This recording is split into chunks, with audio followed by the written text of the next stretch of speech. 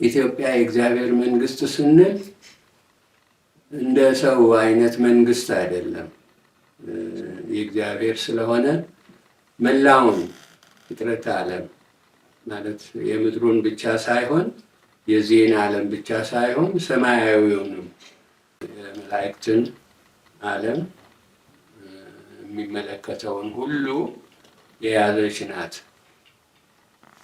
ኢትዮጵያ የእግዚአብሔር መንግስት ብለን ስንል የዚች መንግስት ንጉሱ በእግዚአብሔር ወልድ ኢየሱስ ክርስቶስ የተገለጠው ያው እግዚአብሔር የምንለው በንጉስነት በአባትነት የሚመራ ሲሆን ንግስቲቱ እናቲቱ የፍጥረት ዓለሙ የእግዚአብሔርም እናት የተባለችው እርሷ ቅድስት ድንግል ማርያም ናት።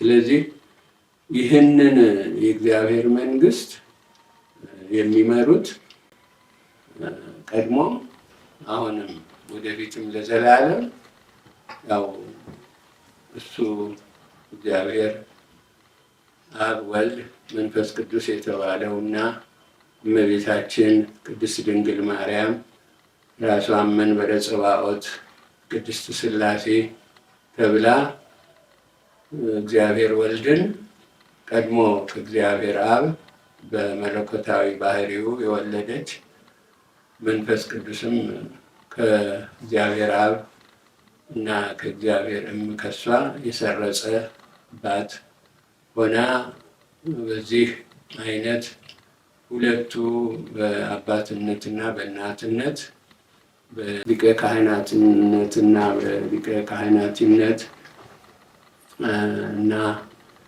በመሪነት በንጉስነት እና በንግስትነት የሚመሯት መላውን የሰማይና የምድር ፍጥረት ዓለሙን ያጠቃለለች ናት።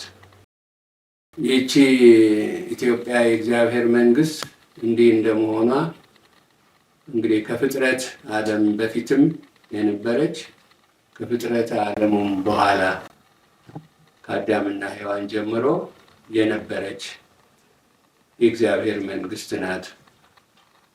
ዓለሙን ሁሉ በዚህ አይነት ከመፍጠር ጀምሮ እስከ መጠበቅ እና እስከ መምራት እስከ ማስተዳደር የደረሰች በመሆኗ መላው በሰማይም በምድርም ያለው ፍጥረት ሁሉ በእሷ ስር የሚመራ በእሷ የሚጠበቅ ነው።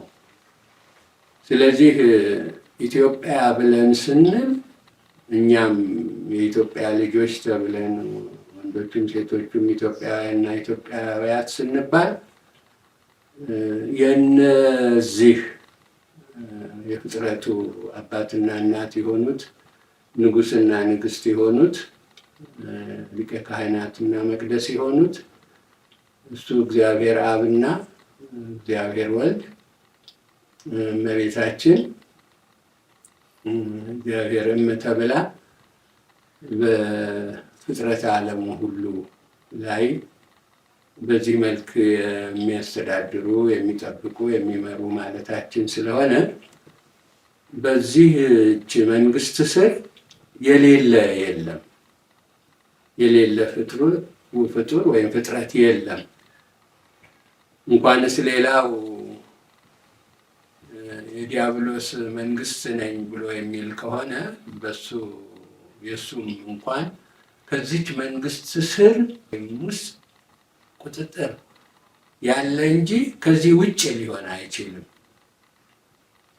ስለዚህ ኢትዮጵያ የእግዚአብሔር መንግስት ሲባል እንዲህ ከሆነ እኛ በስሟ እሷ ኢትዮጵያ ተብላ እኛ ኢትዮጵያውያን እና ኢትዮጵያውያት የተባልን ምንድን ነው የሚሰማን? በዚች መንግስት ስር እኮ ነው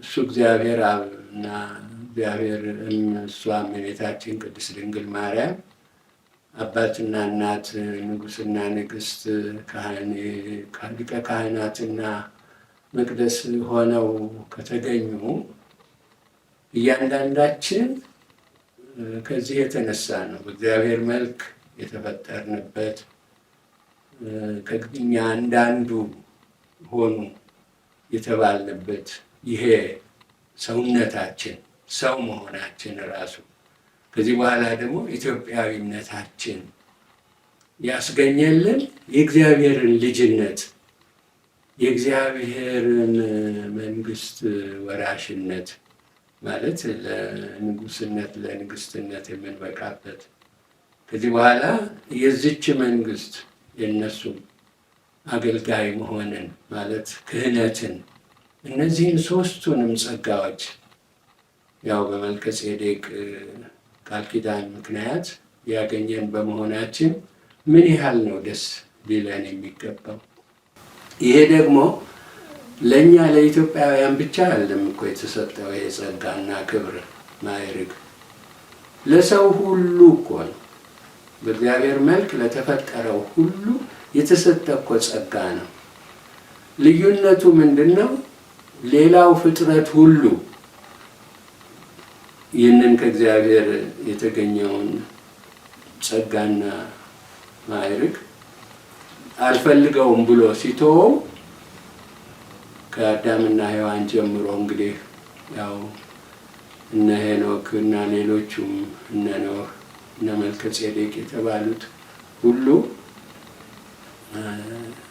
ጠብቀውት የኖሩ በመሆናቸው ከዚያም በኋላ ከመልከ ጼዴቅ በኋላ የተገኘው ቃል ኪዳን ኪዳነ አብርሃም በግርዛት ምልክትነት የተገለጸው ከዚያም ኪዳነ ሙሴ በጽላቷ የተገለጸው ከዚያም ኪዳነ ዳዊት የተባለው በመንበረ ዳዊት ያው ዙፋኑ ዘውዱ ምልክትነት የተገለጸው እና በመጨረሻም ኪዳነ ምሕረት በምንለው በቅድስት ድንግል ማርያም በነሳው ስጋ በነሳው ደም በሰውነቱ ጌታችን ኢየሱስ ክርስቶስ ያው ቅዱስ ስጋው ክቡር ደሙ ምልክት ሆኖ የተገለጠበት ኪዳነ ምሕረት የተባለው እነዚህን ሰባቱንም ቃል ኪዳናት ጠብቀው ሕይወት አድርገው የኖሩ